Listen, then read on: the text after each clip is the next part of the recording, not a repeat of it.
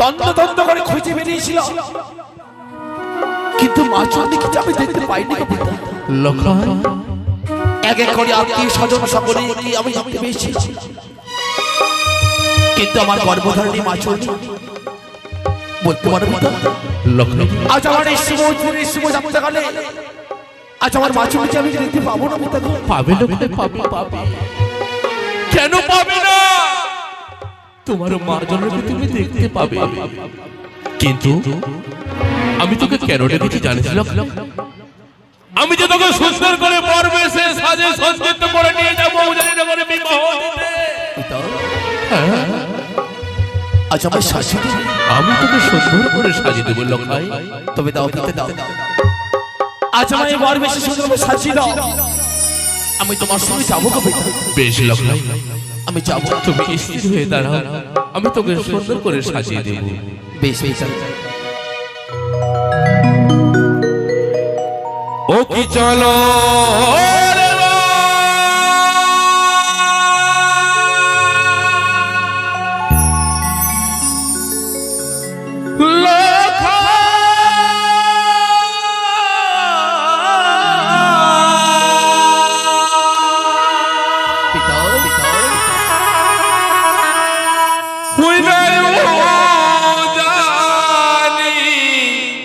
নগরে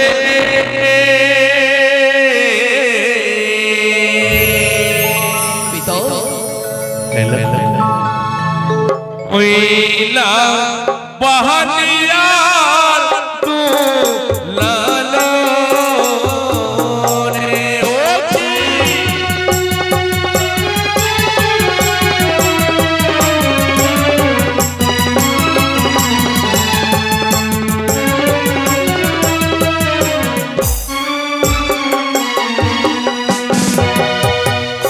লখাই বলো পিতা।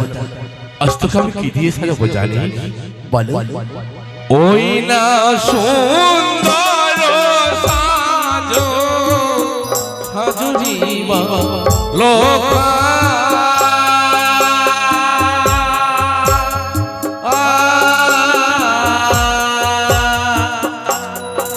ওই না বাহানিয়ার তো লালো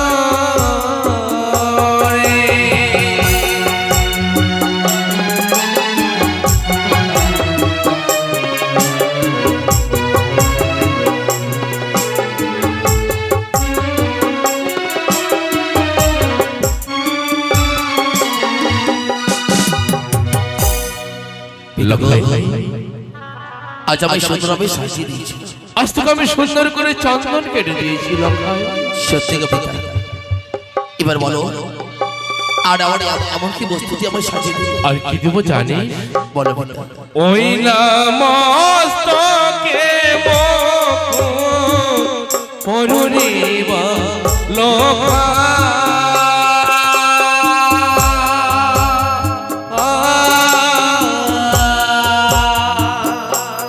ওই না বাহানিয়ার তো লালো রে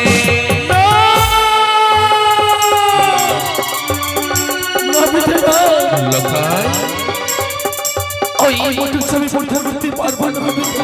এই মুকুট আমি পরিধান করাতে প্রতি আমার বাধা দিচ্ছিস কেন বলতে পারি? ওই নামটা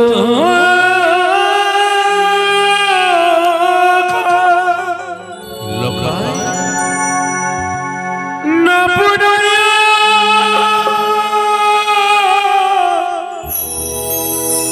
ও এই লখাই পিতা সদা গণ গো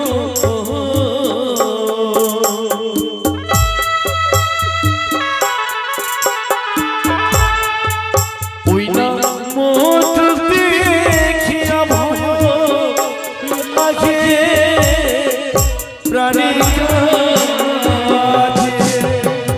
এই বাবা আজ এই সোলার মুকুট থেকে তোকে ভয় লাগে? সত্যি গো পিতা। হে লখাই কেন রে কেন? আজ আমি তোকে সুন্দর করে এই সোলার মুকুট পরিধান করে নিয়ে যাবো। পিতা হ্যাঁ আজ এই মন্ডপ থেকে আমার কেন ভয় লাগে জানো? কেন কেন কেন? ওই না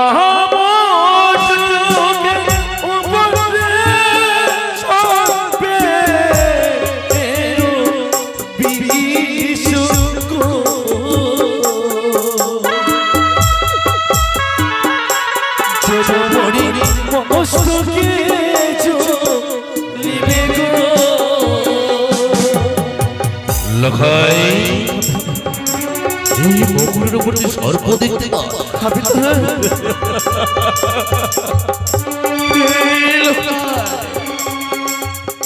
আরে এই সোনার উপরে সর্প দেখতে পাও? কিন্তু আমি তো দেখতে পাচ্ছি না।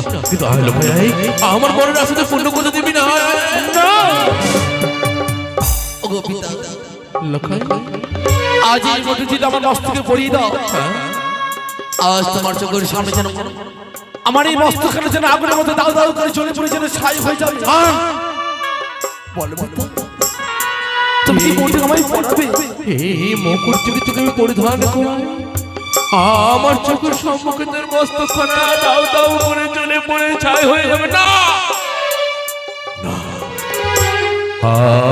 আমি বলবো না, আমার লখাইকে আমি মুকুট পরিধান করাবো না, করাবো না। লখাই রে, তোকে মুকুট পরিধান করতে হবে না। আমি তোকে কি দিয়ে সাজাবো জানিস? বলো পিতা। ওই না গলাতে মালা পরিবা লখা,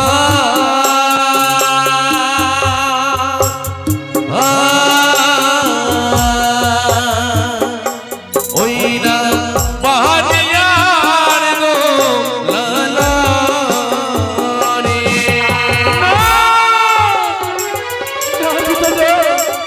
এই মানুষ আমি পরিধান করতে পারবো না পিতা। আজ তোমার চরণ ধরে বলি পিতা। লখা আমি বারবার পড়াবে এই বেল্লমালা তুই পরিধান করতে পাবি? পিতা লখাই রে, আজ এই মাল্য দেখে আমার মনে ভয় লাগছে গো পিতা। ভয় লাগছে না পিতা? কিন্তু কেন লখাই কেন? এই যে সামান্য বেল্লমালা, এই মালা মুকুট যদি পরিধান করে না যায় বিবাহ করতে, কিন্তু আমাদের সনাতন ধর্ম যে মেনে নেওয়া যায় না রে লখাই। ওই না মালার উপরে চোপে এরো বিশুকো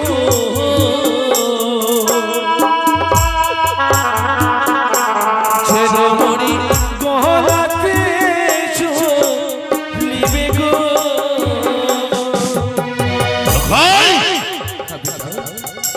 আজ এই মাল্য মঠকের উপর আমি যেন শুধু সংসারে ছায়া নয় হেরেছিলাম। সর্প সর্প, কিন্তু কোথায় সর্প? আমি যে দর্শন করতে পারি না সর্প, এই যে বেল্লমালা। না পিতা না, আজ এই মাল্য মঠকে আমার মস্তকে এবং গলায় পরিয়ে দাও।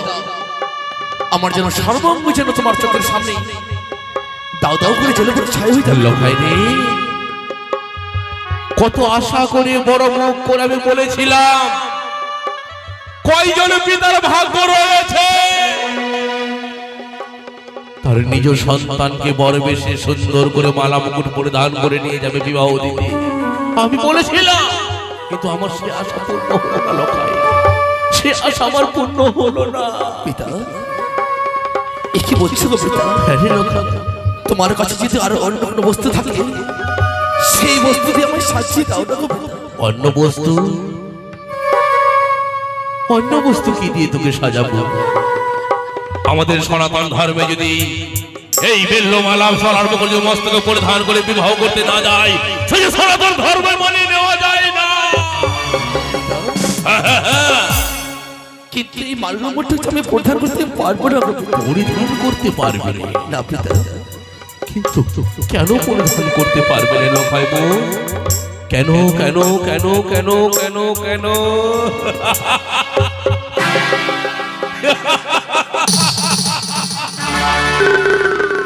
বুঝেছি, হস্তে ছিল না মোর হামতাল জোস্তি, তাই তুই কুচক্রি কানে ঢেমনা মাতারি ছলনা আমাদের পুত্রকে ছলনা দেখাই যে ভয় দেখিয়েছে। ওরে ওরে ওরে ভিখারি কত ছলনা করবি তুই ভেবেছিস লোকায় আমি বিবাহ দিতে পারবো না চেয়ে থাকবি লোকাইকে আমি সুন্দর করে মালা মগর দান করে নিয়ে যাব বিবাহ দিতে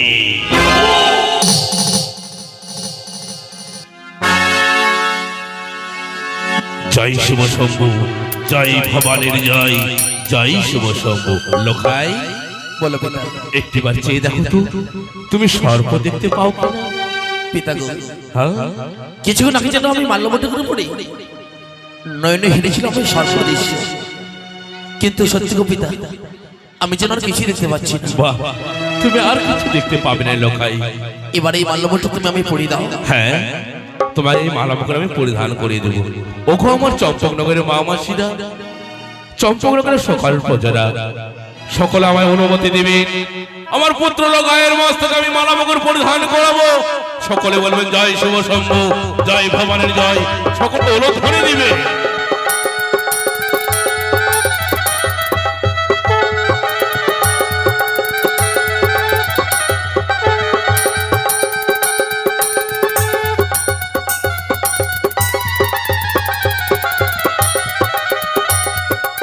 পিতা গো, লোকাই আজ আমায় সুন্দরভাবে বরবেশে সাজিয়ে দিয়েছে।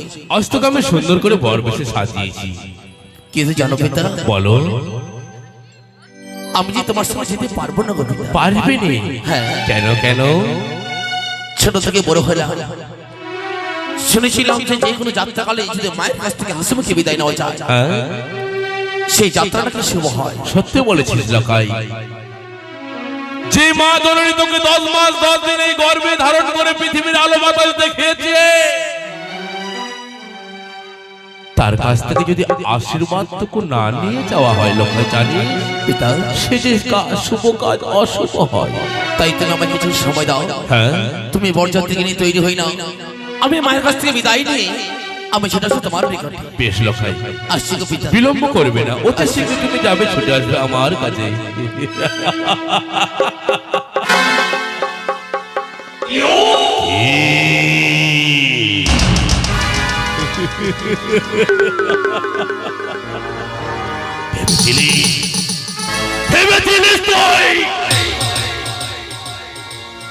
লোকাইকে আমি মালা মুকুট পরিধান করাতে পারবো না যাবো নে বিবাহ দিতে আয় আয় আয় আয় আয় আয় আয়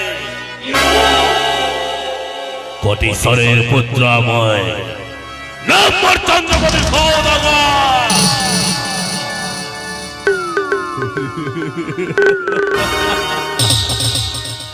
সে জোয়ার সামান্য বেদনী হয়ে তুই ছলনা দেখাস আমার পুত্রকে কখনোই পারবি রে কখনোই না